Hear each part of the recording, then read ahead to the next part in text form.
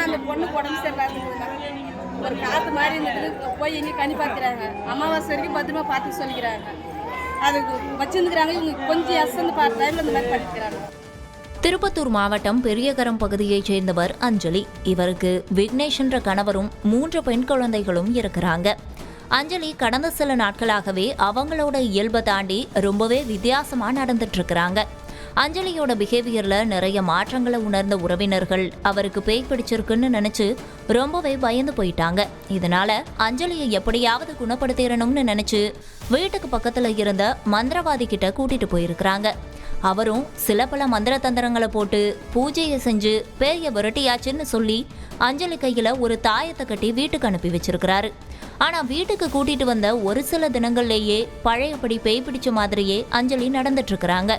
இது மட்டும் இல்லாம எனக்கு ஒரு மாதிரியா இருக்கு, நான் சீக்கிரம் இறந்துருவேன் அப்படின்னு சொல்லி இருக்கிறாங்க.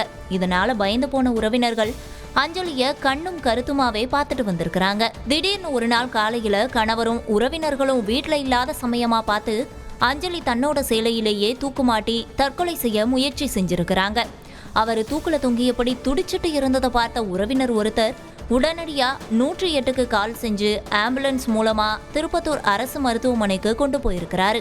ஆனா துரதிர்ஷ்டவசமா அஞ்சலி மருத்துவமனைக்கு கொண்டு செல்லும் வழியிலேயே பரிதாபமா உயிரிழந்துடுறாங்க.